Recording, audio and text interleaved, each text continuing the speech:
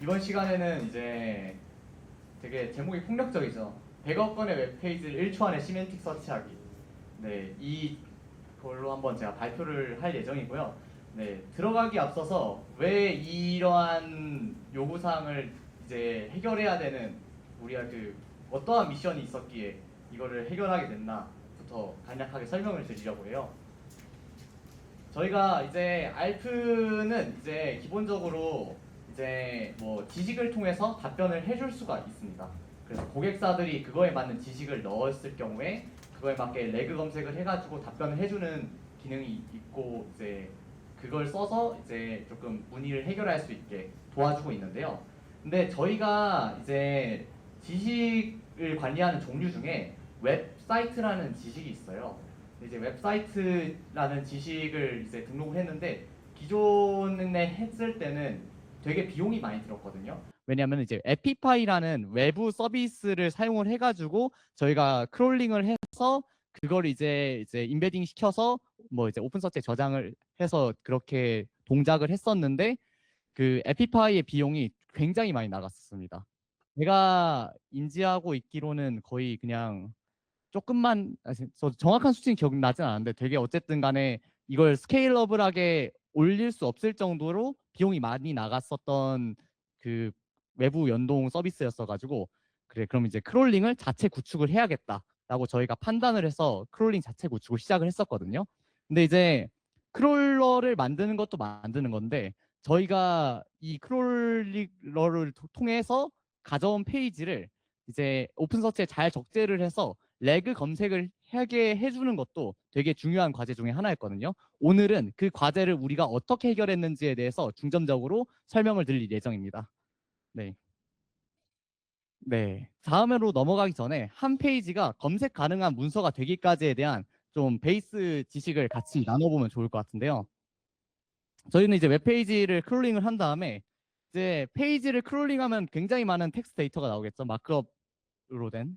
근데 이제 이거를 청킹을 합니다. 의미 단위로 쪼개요. 이제 의미적으로 나눌 수 있는 단위로 쪼개고 이거를 이제 임베딩을 합니다. 임베딩을 해서 오픈 서치에 저장을 합니다. 이제 청크가 하나가 이제 문서 한 건이 되는 구조죠. 네. 근데 이제 요거는 그냥 한번 참고차 보시면 좋을 것 같고 네, 그리고 이제 오픈 서치에 대한 기본적인 이해도도 같이 올리면 좋을 것 같아서 인덱스에 대한 인덱스랑 나머지 구성 요소에 대해서 설명을 드릴게요.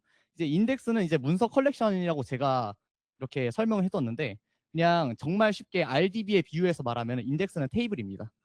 인덱스는 테이블이고 이제 샤드 인덱스 하위에는 샤드라는 것이 있어요. 이제 샤드가 사실상 이제 루신 인덱스인데 이제 샤드 여러 개의 샤드를 하나로 모아서 이제 인덱스로 관리를 할 수 있거든요. 인덱스가 좀 이제 논리적인 뭔가 문서를 관리하는 단위라고 하면은 물론 샤드도 이제 좀 그런 단위긴 하지만 샤드는 이제 조금 더 이제 수상화 계층을 아래로 들어갔을 때 관리되는 이제 검색 단위라고 보시면 좋을 것 같습니다. 샤드 안에는 이제 세그먼트라는 저장 검색이 최소 단위가 되는 친구들이 모여 있어요. 네, 요것도 이제 한번 참고를 해서 보시면 좋을 것 같고요.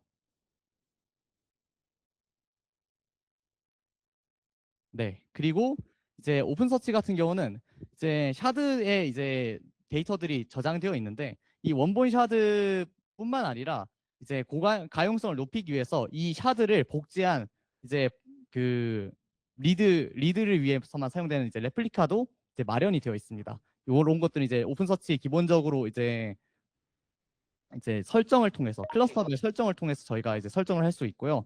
이제 샤드는 클러스터 여러 노드에 분산 배치가 되는데요. 여기서 노드는 정말 물리적인 인스턴스를 말을 합니다. 그래서 하나의 인덱스는 여러 개의 샤드를 가지고 있고 각 샤드는 이제 여러 노드에 분산 배치가 된다. 그렇게 해서 노드 하나가 장애가 날지라도 이제 최대한 가용성 있게 설계가 된 것이 오픈 서치의 특징이라고 할 수 있겠습니다. 네, 그 다음에는 이제 오픈 서치에 대한 개념이 어느 정도 정리가 됐으니까 이제 인베딩을 통해서 이제 우리가 어떻게 시멘틱 서치를 할 수 있는지도 간단하게 설명을 드릴게요.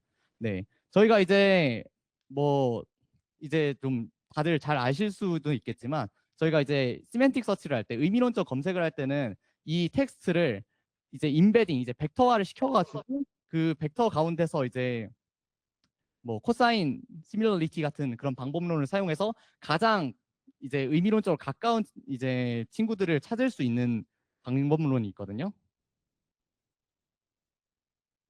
네. 요것도 이제 읽어보시면 될 것 같은데, 저희는 이제 그 ANN이라는 방법론을 썼는데, 저희가 어쨌든 이제 이 웹사이트 하나에 있는 모든 데이터 중에서 뭐 이 저희에 맞게 레그 검색을 하려다 보면은 이제 이것들을 하나하나 다 비교를 해야 되는데, 그게 굉장히 느리니까 이제 조금 정확도를 약간 포기를 하고 대신에 검색을 빠르게 할 수 있는 ANN 방법론을 이제 도입을 했습니다. 네, 그 다음 장에서 좀 더 쉽게, 좀 더 디테일하게 볼 수 있을 것 같은데요.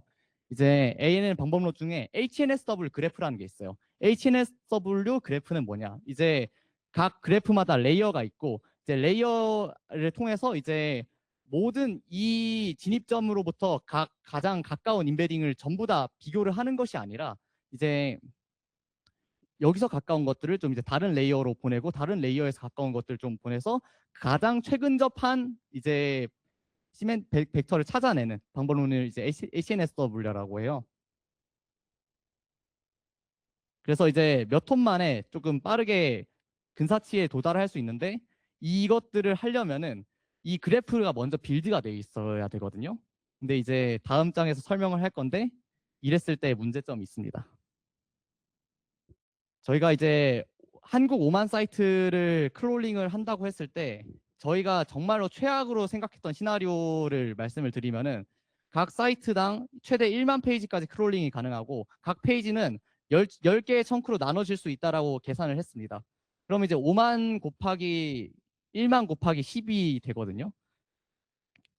그랬을 때 이제 한 50억 문서를 이제 저희가 인베딩을 이렇게 청크로 나누고 인베딩을 한 다음에 그걸 이제 오픈 서치에 적재를 해가지고 검색 가능하게 만들어야 되는데, 이게 물리적으로 보니까 말이 안 되는 거예요. 메모리에 1.8 테라바이트가 올라가야 됩니다. 램에다가. 물리적으로 불가능하죠. 굉장히 비용적으로도 말이 안 되고요. 그래서 이제 저희가 이걸 어떻게 해결을 했냐? 압축을 했습니다. 이제 요거는 이제 좀 양자화라는 이제 벡터 양자화라는 기술인데, 저도 여기서부터는 조금 더 디테일하게는 저도 디깅을 해봐야겠지만, 어쨌든 오픈 서치에서는 이제 기본적으로 이제 파이스 엔진을 통해서 벡터를 저장을 하는데, 여기서 이제 양자화를 지원을 하더라고요. 그렇게 했을 때 HNSW 인메모리가 먹는 이제 메모리 양을 좀 크게 줄일 수 있었고, 이걸로 조금 메모리적인 문제는 해결을 했습니다. 그리고 이제 저희가 한 가지 더 과제라고 생각을 했던 거는, 결국에는 이제 사이트가 한국 5만 개가 있고 그러면은 샤드들도 굉장히 많을 거고 뭐 데이터들 겁나게 방대할 건데, 이것들을 전부 다 모든 샤드를 돌면서 검색을 하기에 또 성능적으로 말이 안 되는 거예요.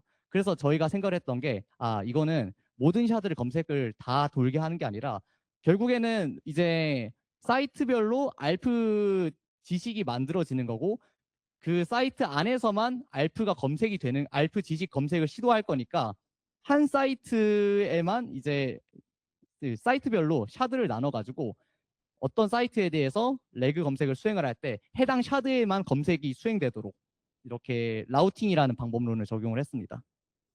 예를 들어 볼게요. 여러 웹사이트가 있어요. 근데 저는 이제 무신사를 기반으로 이제 알프 데모 페이지를 생성을 해서 거기서 검색을 하려고 하는 상황입니다. 이제 이 라우팅 없이 그냥 검색을 한다고 하면은 엄청나게 많은 샤드들을 저희가 돌면서 이제 그걸 검색을 수행을 시켜줄 수도 있을 거예요. 근데 사실상 이제 무신사에서만 검색을 하는 거면은 검색 범위가 이미 특정이 되어 있잖아요. 그럼 특정이 되어 있는 검색 범위 안에서만 이제 연산을 하면 되니까, 이제 샤드 라우팅이라는 걸 설정을 해서 무신사.com으로 에서 온 이제 웹페이지들은 전부 다 한 샤드에 몰아서 저장하게 하고, 거기서 검색을 수행을 할 때 이제 이 샤드 안에서만 연산이 일어날 수 있도록 이런 라우팅 방법론을 적용을 했습니다. 네, 네. 자, 이렇게 해서 제가 당도한 문제들에 대해서 해결할 수 있는 방법론들을 어느 정도 기획을 했는데요. 근데 이제 제가 이렇게 설계를 했는데 실제로 만드는 거는 빈이 해주셨고 빈과 이제 빈께서 웹사이트 크롤링에 대한 부분들을 작성을 해주셨고 크롤러를 만들어 주셨고 오픈 서치를 실제 클러스터로 올리고 이제 운영하고 이제 하시는 작업들은 제이온께서 메인으로 맡아주셨습니다. 그래서 저는 여기까지 설명을 드리고 이걸 이제 실전에서 어떻게 활용했는지는 제이온께서 조금 더 자세히 설명해 주실 것 같습니다. 네, 에이펄스의 재훈입니다. 다들 앞선 윌리 발표는 다 잘 들으셨나요? 좋아요. 윌리께서 비즈니스 로직, 인덱스 설계, 그리고 인베딩 쪽 잘 다뤄주셨어요. 그래서 제 파트는 그 결과물을 이제 오픈 서치 클러스터 쪽에다가 실제로 운영 관점으로 가져가는 그런 이야기를 해보려고 합니다. 제가 맡게 된 목차를 좀 설명드리려고 해요. 업무를 맡게 된 배경, 오픈 서치를 빠르게 마스터한 방법, 오픈 서치 옵저버빌리티 환경 구축, 마이그레이션 전략 검토, 스플릿 실패와 리인덱스 채택, 무진단 마이그레이션 전략, TF 성과로 진행해 보겠습니다. 먼저 이 업무가 왜 필요했는지 설명을 좀 드리려고 해요. 때는 4월 1일 수요일 날, 그때 마침 제가 일이 좀 잘 풀려가지고 일찍 퇴근하려고 했어요. 근데 갑자기 비노가 저를 부르더라고요. 피처팀에서 긴급한 트리아지가 들어왔다. 프론트 알프 관련 업무를 맡아줄 코어팀 인원이 필요하다. 그래서 다음 날인 4월 2일 목요일 날 저랑 저희 팀 센이 투입이 돼서 프론트 알프 이제 진호랑 윌리를 만나게 됩니다. 그때 되게 생생하게 아직도 기억이 나는데요. 회의실에서 뭐부터 설명할지 난감해하면서 윌리가 일단 프론트 알프 웹사이트 크롤링에 대해서 막 설명을 해요. 요지는 일단 크롤링 기능 잘 구현됐고 이제 실제로 요거를 대량 적재를 하고 오픈 서치에 올려서 이제 인프라를 운영을 해줘야 할 사람이 필요했던 거예요. 근데 단순히 일반적인 텍스트가 들어간 게 아니라 뭐 1024차원 인베딩 벡터, URL 매핑, 뭐 도메인 라우팅 이런 게 있다 보니까 단순한 작업이 아니었던 거예요. 그래서 검색 API를 무수히 돌렸을 때 잘 돌아가는가? 대량의 데이터를 넣었을 때 성능적으로 이상은 없는가? 그리고 문제가 생겼으면 알림을 받아야 될 거고 뭔가 대시보드를 통해서 현 상황을 볼 수 있는 그런 장치도 좀 필요할 거고 차도수를 변경할 때 마이그레이션은 어떻게 할 거고 이런 관심사를 이런 업무가 필요하다고 알려주셨습니다. 문제는 저도 오픈서치를 몰랐어요. 제가 오픈서치 운영 경험은커녕 그냥 역 인덱스라고 하죠. 키워드로부터 문서를 찾아내는 그 정도로만 알고 있었어요. 근데 그런 상태에서 시간도 없대요. 그때 데브옵스 팀이랑 협업하고 어떤 QA 진행하는 일주일 정도 버퍼를 제외하면 한 2.5주 만에 했어야 됐어요. 그럼 저는 개념 파악도 해야 되고 구현 검증도 해야 되고 데브옵스 팀이랑 협업도 해야 되고 배포 준비도 해야 되는 거죠. 근데 제가 그때 공부해야 됐던 키워드들이 뭐 인덱스 샤드 노드 라우팅 KNN 리인덱스 스플릿 대시보 이런 것들을 다 모르니까 어떻게 공부하지 하고 되게 막막했습니다. 다음 섹션으로는 제가 어떻게 오픈서치를 빠르게 마스터할 수 있었는지 설명을 좀 드리려고 해요. 마스터한 건 좀 과장이고요. 그냥 진호랑 밀리랑 소통할 수 있는 그런 수준을 만들기 위해서 노력을 했습니다. 여러분들 혹시 학자형 학습법이랑 야생형 학습법에 대해서 아시나요? 혹시 페퍼는 어떤 학습법인가요? 야생형이에요? 네. 학자형은 일반적으로 많은 이제 우리 한국인들이 했던 것처럼 1장, 2장, 3장, 4장 쭉쭉쭉 밟아가면서 공부하는 스타일이죠. 학자형 학습법은 그렇고 그 야생형 학습 방법은 일단 머리 맨 땅에 헤딩하면서 야생에서 배우는 그런 스타일이죠. 저도 뭐 후자에 가깝긴 한데 아예 아무것도 모르는 상태에서 실무를 하기보다는 책 한 권을 빠르게 읽고 하는 걸 좀 좋아하는 스타일이에요. 근데 이번에는 그럴 시간조차가 없었습니다. 필요한 개념만 취사 선택을 해야 됐어요.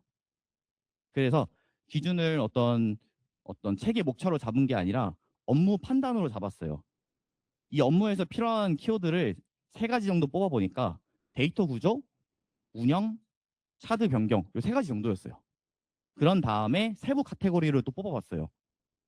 그랬더니만 뭐 루신 세그먼트, 라우팅, 라이트 패스, 리프레시 뭐지? 이런 키워드들이 쭉쭉쭉쭉 뽑혀 나왔습니다. 그래서 이런 걸 공부해야겠구나. 근데 막무가내로 이 키워드를 그냥 AI한테 던져버리면 그 믿을 만한 결과가 안 나올 수도 있고 제가 원하는 대로 좀 정제된 설명이 안 나올 수도 있잖아요. 그래서 시간 날 때 읽을 오픈 서치 책이랑 공식 가이드들을 기반으로 레그하여 저만의 학습 가이드를 AI를 통해서 만들었어요. 예를 들어 부하 테스트를 할 수 있으려면 검색 적재 과정이나 각종 지표들에 대해서는 알아야겠죠. 그런 걸 좀 단계별로 이해할 수 있도록 저만의 학습 가이드를 만들었고 뭐 이런 내용들을 토대로 이해도를 올렸습니다. 이 정도 하고 나니까 이제 감이 잡혔어요. 그래서 이제 해야 될 파트가 오픈서치 옵저버빌리티 환경 구축입니다. 옵저버빌리티가 뭐냐? 시스템 내부의 상태를 외부에서 수집 가능한 데이터를 통해 추론하고 이해하는 능력을 의미합니다. 뭐 어렵게 얘기했는데요. 크게 보면 네 가지 정도가 있어요.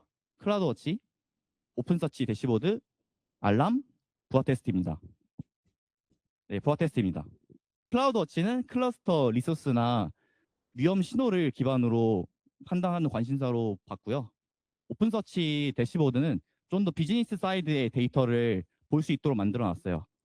전자는 뭐 클러스터 CPU 사용률 같은 게 있고요. 후자는 여기 잘 안 보일 수 있는데 뭐 도메인별 청구 수, 도메인별 URL 수, 뭐 가장 긴 청크를 가진 웹사이트는 이런 것들이 있습니다. 그 다음에 대시보드는 사람이 계속 보고 있을 때 의미가 있잖아요. 근데 우리가 뭐 화장실에 갔거나 잠에 자고 있거나 자리를 비웠을 때 긴급한 일이 생길 수 있어요. 그래서 알람을 받기 위한 세팅도 했습니다. 클라우드워치 매트릭에서 알람이 발생하고 SNS를 거쳐서 체어톡으로 오게끔 데보스 팀은 도움을 받아서 진행했어요. 예를 들어서 클러스터에 문제가 생겨서 레드 상태가 되거나 아니면 메모리 사용량이 높을 때 이럴 때는 우리가 빠르게 대응해야겠죠. 이런 거 알람 만들었습니다. 그런 다음에는 여러 케이스에 대해서 성능 테스트를 좀 해봤어요. 뭐 벌크로 데이터 적재를 많이 해봤을 때, KNN 방식의 검색을 해봤을 때, 그리고 뭐 일반 텍스트 검색을 했을 때랑 읽기와 쓰기가 섞인 믹스드 부하를 넣었을 때, 그리고 그냥 일반적인 워크로드 넣은 게 아니라 우리 인덱스에 쓰고 있는 것과 동일한 워크로드를 구성을 했어요. 1024차원 벡터, 도메인 라우팅, 한국어 텍스트가 들어간 것들. 그리고 이런 부하 테스트는 오픈서치 벤치마크라는 툴이 있습니다. 그래서 요거 가지고 수행을 했어요. 그랬을 때 뭐 KNN은 POC 558, P95 3700, 뭐 텍스트는 767 이런 식으로 꽤 괜찮은 성능 테스트를 진행했었습니다. 다음으로는 마이그레이션 전략 검토로 넘어갑니다. 이거는 오픈서치를 다루신 분들이라면 꼭 알아야 되는데요.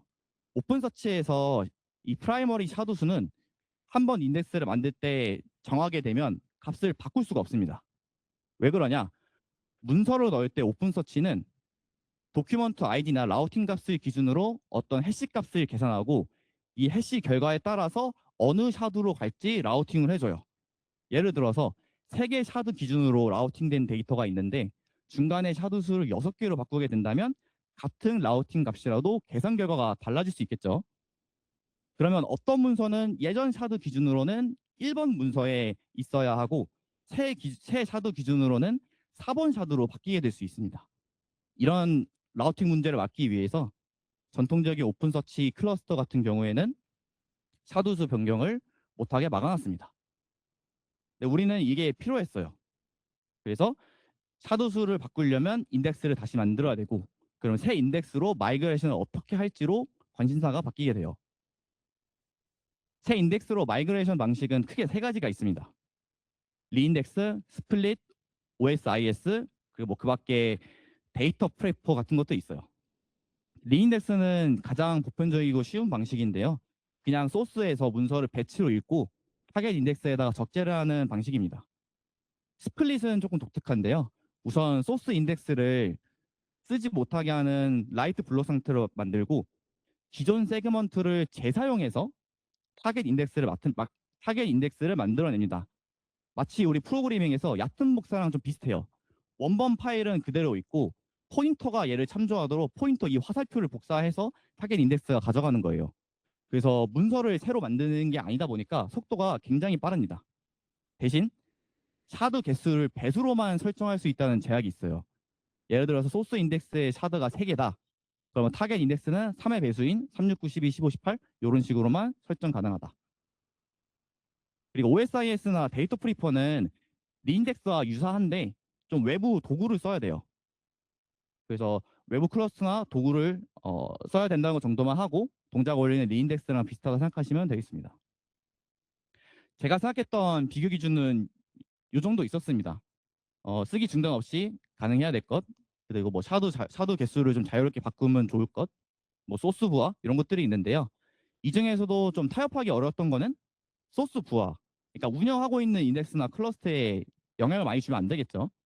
그래서 안정성이랑 그리고 실패 후에 재시도를 한다든지 실패 후에 데이터를 잘 지울 수 있다든지 이런 재시도 처리에 대한 것들을 좀 큰 관심사를 뒀어요. 그렇게 됐을 때 스플릿이랑 리인덱스를 테스트 대상으로 삼았습니다.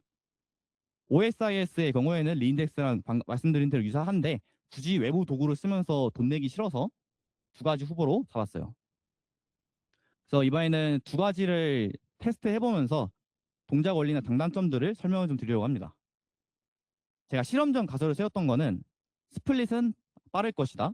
그리고 리인덱스는 느리지만 진행률을 잘 볼 수 있을 것이다. 근데 아까 말씀드렸듯이 단순히 속도만 봐야 될 게 아니라 안정성을 같이 봐야 돼요. 그래서 스플릿은 끝나고 나서도 클러스터가 안정적인가, 그리고 리인덱스도 부하를 잘 제어할 수 있는가, 이런 것들을 좀 봤습니다. 근데 스플릿은 제가 생각했던 가설처럼 굉장히 빨랐어요. 570만 문서 8초면 마이그레이션 할 수 있었고요. 1730만 개의 문서 15초면 옮길 수 있었어요. 근데 문제가 그 스플릿을 하고 나니까 클러스터에 장애가 생겼습니다. 왜 그러냐? 스플릿은 앞서 말씀드렸던 것처럼 기존 세그먼트를 재사용하는 방식이라서 되게 빨라요. 근데 타겟 샤드 안에는 최 샤드 개수 기준으로 보면 다른 샤드로 가야 하는 문서가 있어요. 이를테면 타겟 샤드 A 안에 들어있지만 6개 샤드 기준으로 라우팅이 바뀌었죠.